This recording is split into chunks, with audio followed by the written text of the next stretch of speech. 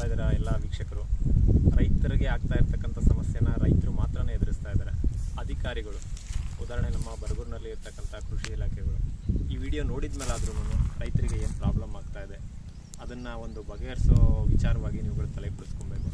ಎಲ್ಲ ರೈತರುಗಳು ನಿಮ್ಮನ್ನು ಬಂದ್ಬಿಟ್ಟು ಭೇಟಿ ಮಾಡೋಕ್ಕಾಗಲ್ಲ. ಇಂಥ ವಿಡಿಯೋಗಳು ನೋಡಿದಾಗಾದ್ರೂ ಅದಕ್ಕೆ ಸಂಬಂಧಪಟ್ಟಂತೆ ಏನು ಮಾಡ್ಬೋದು ಅಂತ ಹೇಳ್ಬಿಟ್ಟು ಒಂದು ಭಿತ್ತಿ ಚಿತ್ರಗಳನ್ನ ಅಂಟಿಸಿ, ಇಲ್ಲಾಂತಂದರೆ ಅದಕ್ಕೆ ಬೇಕಾಗಿರ್ತಕ್ಕಂಥ ಔಷಧಿಗಳು ಈ ಥರ ಮಾಡಿ ಅಂತ ಹೇಳ್ಬಿಟ್ಟು ನೀವು ಎಲ್ಲ ರೈತರಿಗೆ, ಈ ಬೇಕಾದಷ್ಟು ಹಳ್ಳಿಗಳಿದೆ ನಮ್ಮ ಬರಗೂರು ಕೃಷಿ ಇಲಾಖೆಗೆ ಸಂಬಂಧಪಟ್ಟಂತೆ ಸೇರ್ತಕ್ಕಂಥ ಹಳ್ಳಿಗಳು. ಆಯಾ ಹಳ್ಳಿಗಳಲ್ಲಿ ಒಂದೊಂದು ಹಳ್ಳಿಗಳಲ್ಲಿ ಒಂದೊಂದು ದಿವಸ ನೀವು ಮಾಡ್ತಕ್ಕಂಥ ಒಂದು ಸಣ್ಣ ಕಾರ್ಯ ಪ್ರತಿಯೊಬ್ಬ ರೈತರಿಗೂ ಕೂಡ ಅನುಕೂಲ ಆಗ್ತಕ್ಕಂಥದ್ದು. ಇವತ್ತು ನಮ್ಮ ಸ್ನೇಹಿತರಿಗೆ ಇಷ್ಟೊಂದೆಲ್ಲ ಲಾಸ್ ಆಗಿದೆ. ಯಾವುದೇ ಸರ್ಕಾರ ಇರ್ಬೋದು, ಯಾವುದೇ ಅಧಿಕಾರಿಗಳು ಇರ್ಬೋದು, ತಲೆ ಕೆಡಿಸ್ಕೊಳಲ್ಲ.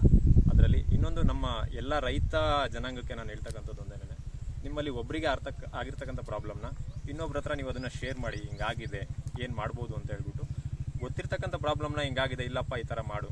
ಉದಾಹರಣೆ ಟೊಮೊಟೊ ಪ್ರಾಬ್ಲಮ್ ಆಗಿದೆ, ಕುಂಬಳಕಾಯಿ ಪ್ರಾಬ್ಲಮ್ ಆಗಿದೆ, ಕೆಳಗಡೆ ಕರ್ಬೂಜನೂ ಕೂಡ ಸಮಸ್ಯೆ ಆಗಿರ್ತಕ್ಕಂಥದ್ದು. ಈಗ ಕುಂಬಳಕಾಯಿ ಈ ವರ್ಷ ಸಮಸ್ಯೆ ಆಗಿದೆ. ಸರ್ಕಾರ ಏನು ಮಾಡುತ್ತೆ, ರಾಸಾಯನಿಕ ಗೊಬ್ಬರಕ್ಕೆ ಒಂದು ರೇಟ್ನ ಫಿಕ್ಸ್ ಮಾಡಿದೆ. ಆ ರೇಟ್ನ ಯಾವುದೇ ಕಾರಣಕ್ಕೂ ಕಡಿಮೆ ಮಾಡಲ್ಲ. ಜಾಸ್ತಿ ಮಾಡ್ತಾ ಹೋಗುತ್ತೆ ಬಿಟ್ಟರೆ ಕಡಿಮೆ ಮಾಡ್ತಾ ಹೋಗಲ್ಲ. ಬಟ್ ಸಮಸ್ಯೆ ಆಗಿದೆ. ರೈತನಿಗೆ ಇವತ್ತು ಬೆಳೆ ಸಿಕ್ಕಿಲ್ಲ ಅಂತ ಅಂದಾಗ ಅದಕ್ಕೆ ರೇಟ್ನ ಸ್ವಲ್ಪ ಜಾಸ್ತಿ ಮಾಡ್ತಕ್ಕಂಥ ವಿಚಾರನಾದ್ರೂ ಸರ್ಕಾರ ಗಮನದಲ್ಲಿ ಇಟ್ಕೋಬೇಕಾಗುತ್ತೆ. ಹಂಗೆ ಹೇಳಬೇಕು ಅಂತ ಅಂದರೆ, ರಾಸಾಯನಿಕ ಗೊಬ್ಬರ ವಿಚಾರಕ್ಕೆ ಬಂದಾಗ ಅವ್ರು ಜಾಸ್ತಿ ಮಾಡ್ತಾರೆ. ನಾವೇನು ಮಾಡಬೇಕು, ರೈತರುಗಳು ಸ್ವಲ್ಪ ನಾವೇನೇ ಡಿಮ್ಯಾಂಡ್ ಮಾಡಬೇಕಾಗುತ್ತೆ. ಒಬ್ಬ ರೈತ ಡಿಮ್ಯಾಂಡ್ ಮಾಡಿದ್ರೆ ಆಗಲ್ಲ. ಪ್ರತಿಯೊಬ್ಬ ರೈತನೂ ಕೂಡ ಅವ್ನು ಬೆಳೆದಿರ್ತಕ್ಕಂಥ ಬೆಳೆಗೆ ನೀವು ಡಿಮ್ಯಾಂಡ್ ಮಾಡಿ ರೇಟ್ನ. ಅದನ್ನು ನಾನು ಹೇಳೋದಕ್ಕೆ ಇಷ್ಟಪಡ್ತೀನಿ. ಈ ಥರ ದಿಗ್ಭ್ರಮೆ ಆಗ್ತೈತಲ್ಲ, ಅವ್ರಿಗೆ ಆತ್ಮಹತ್ಯೆ ತುಂಬುವಂಥ ಕೆಲಸ ಹೆಂಗೆ ಮಾಡಬೇಕು ಅಂತ. ಆತ್ಮಸ್ಥೈರ್ಯ ತುಂಬ ಮಾಡ್ತಕ್ಕಂಥ ಕೆಲಸ ಯಾರೂ ಇಲ್ಲ, ಅಧಿಕಾರಿಗಳೇ ಮಾಡಬೇಕು. ಬರಬೇಕು, ಹಿಂಗಾಗಿದೆ, ಈ ಥರ ಆಗಿದೆಯಪ್ಪ, ನೆಕ್ಸ್ಟ್ ನಿಮಗೆ ಆಗಿರ್ತಕ್ಕಂಥ ಸಮಸ್ಯೆಗೆ ನಾವೆಲ್ಲ ನಿಮ್ಮ ಜೊತೆ ಇರ್ತೀವಿ. ಎಲ್ಲರೂ ಕೂಡ ಇವತ್ತು ವಾಣಿಜ್ಯ ಬೆಳೆಗಳಿಗೆ ಮಾರು ಹೋಗ್ತಾ ಇರ್ತಕ್ಕಂಥದ್ದು. ಬಟ್ ಇವಾಗ ನೀವು ನೋಡ್ದಂಗೆ ಕೆಳಗಡೆ ಕರ್ಬೂಜ ಇರ್ಬೋದು, ಟೊಮೊಟೊ ಇರ್ಬೋದು, ಇಲ್ಲಿ ಕುಂಬಳಕಾಯಿ ಇರ್ಬೋದು, ಇದು ಮೂರೂ ಕೂಡ ಮನುಷ್ಯ ತನ್ನ ದಿನನಿತ್ಯದ ಆಹಾರ ಸೇವನೆಗೆ ಬಳಸ್ತಕ್ಕಂಥದ್ದು.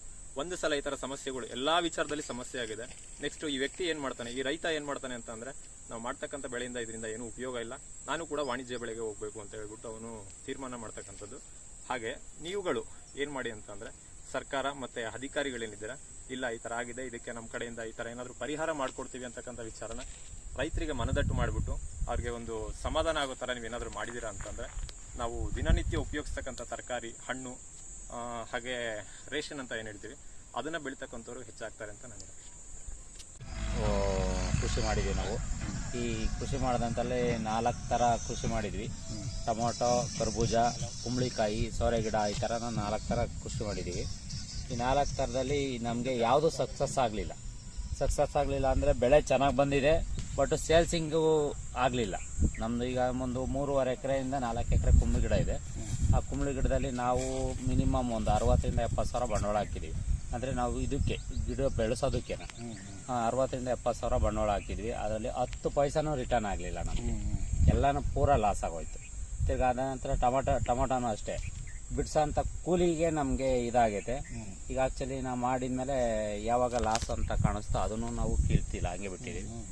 ಈಗ ಈ ಕರ್ಬೂಜ ಏನಾಗ್ತೈತೆ ಅಂದರೆ, ಕಾಯಿ ಸ್ಟಾರ್ಟಿಂಗಲ್ಲಿ ಚೆನ್ನಾಗೇ ಬಂದಿದ್ದು ಲಾಸ್ಟಲ್ಲಿ ಏನಾಗ್ತೈತೆ, ಕಾಯಿ ವೇಸ್ಟ್ ಬರ್ತೈತೆ. ಈ ಮಾರ್ಕೆಟಿಂಗ್ಗೆ ನಾವು ಹೋಗಿ ಕೇಳಿದಾಗ ರೇಟು ಇದೆ 50-60 ರೂಪಾಯಿ ರೇಟ್ ಇದೆ ಅಂತ ಹೇಳ್ತಾರೆ. ಇಲ್ಲಿಗೆ ಬಂದರೆ 10 ರೂಪಾಯಿಗೂ ಕೇಳೋದಿಲ್ಲ. ಇಲ್ಲಿ ಸೇಲ್ಸ್ ನಾವು ಡೈರೆಕ್ಟ್ ಕರ್ಕೊಬಂದು ಇಲ್ಲೇ ತೋಟ ತೋರಿಸಿದ್ವಿ, ಹಣ ಮಾರ್ಕೆಟಲ್ಲಿ ರೇಟ್ ಇಲ್ಲ ಅಂತಾರೆ. ನಾವೇನ ಮಾರ್ಕೆಟಲ್ಲಿ ಹೋಗಿ ಕೇಳಿದ್ರೆ 50 ರೂಪಾಯಿ ರೇಟ್ ಹೇಳ್ತಾರೆ, ನಮಗೆ ಕೊಡ್ತಾ ಇಲ್ಲ ರೇಟು. ಈ ಥರ ಆಗಿ ಇಷ್ಟು ಫ್ಲಾಟಲ್ಲಿ ಚೆನ್ನಾಗಿರೋ ಹಣ್ಣು ಇದೆಯಾ?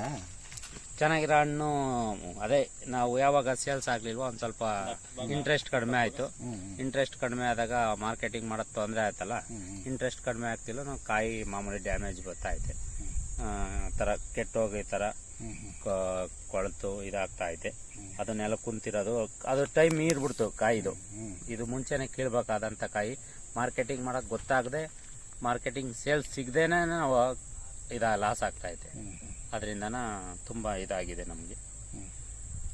ಈ ಕೃಷಿ ಇಲಾಖೆಯವರು ಮತ್ತು ಯಾರೋ ತೋಟಗಾರಿಕೆ ನಾವು ಯಾರನ್ನೂ ಕಾಂಟ್ಯಾಕ್ಟ್ ಮಾಡಿಲ್ಲ ಇನ್ನು.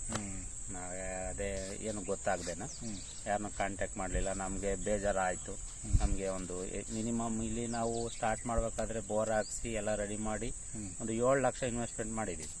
7 ಲಕ್ಷಕ್ಕೆ ಅಂದರೆ ನಾವು ಡ್ರಿಪ್ಪು ಪೈಪಿಂದೆಲ್ಲ ಅದು ಅದೇ ಒತ್ತಟ್ಟಿ ಕಿಸ್ಕೊಟ್ಟು ಬೆಳೆ ಇಡೋದಕ್ಕೆ ಅಂತಲೇ 2.5 ಲಕ್ಷ ದುಡ್ಡು ಆಗೈತೆ.